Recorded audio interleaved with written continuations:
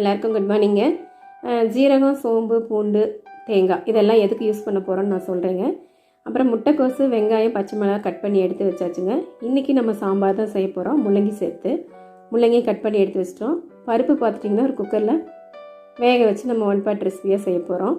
So ஒரு கடாயில் எண்ணெய், கடுகு, ஜீரகம், வெந்தயம், பெருங்காயம், வெங்காயம், கருவேப்பிலை எல்லாம் சேர்த்து வதக்கி விட்டுட்டு முள்ளங்கி நல்லா எண்ணெயிலேயே வறுத்து சேர்த்தாச்சுங்க. முட்டைக்கோசம் ஒரு பக்கம் தாளித்து விட்டுட்டோம். புளி ஊற வச்சாச்சு, பருப்பு மசிச்சு எடுத்து வச்சாச்சு. பருப்பு சாம்பார் ரெடி ஆகிடுச்சு பாருங்கள். முள்ளங்கி சாம்பார் இது நல்லா நீர் பெருக்கின்னு சொல்லுவாங்க. வாரத்தில் ஒரு 2 தடவை 3 தடவை சாப்பிடுங்க. நம்ம இந்த பொரியலுக்கு தாங்க அதெல்லாம் க்ரஷ் பண்ணி சேர்த்துவோம். ஃபைனலாக அவ்வளோ ஒரு மணமுமா டேஸ்ட்டுமா இருக்கும். நீங்கள் செஞ்சு பார்த்துட்டு எப்படி இருக்குன்னு சொல்லுங்கள்.